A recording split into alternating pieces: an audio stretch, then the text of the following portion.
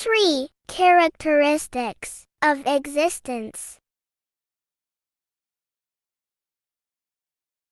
1. Impermanence means that nothing can be a permanent, everlasting entity, as everything that arises will cease.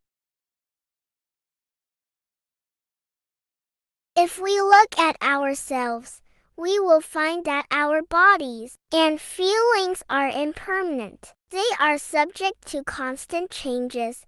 We will age, diseased, and finally die. Similarly, our mental feelings are impermanent. We cannot be in the happy or sad states forever. Everything will pass. Everything around us, including natural phenomena like the solar system and ecosystem, are changing all the time.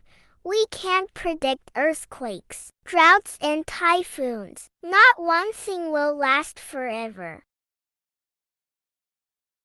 The understanding of impermanence is an antidote to desire and ill will. It is a key to understanding the nature of things, to see the reality of things. When we understand impermanence, we also begin to see that things have no substantial existence of their own.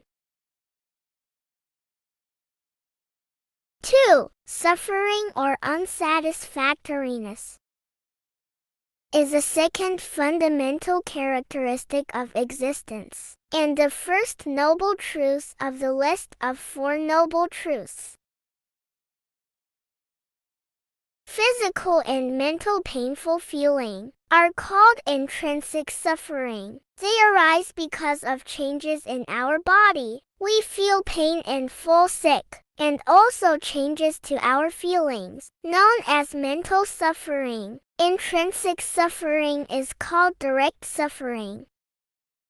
Suffering of birth, old age, disease, and death. Association of what is not dear, separation from what is dear, and not getting what one wants also cause psychological suffering. 3. Non-self or egolessness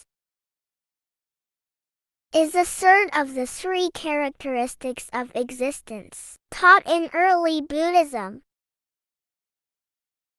The Buddha has said that the self cannot be found in the body or the mind. The body is not the self, for if the body were the self would be impermanent. Then we would not be subjected to change, decay, destruction, and death. The self is not in the body. If we search our body, from the top of our head to our toes, we cannot locate the self.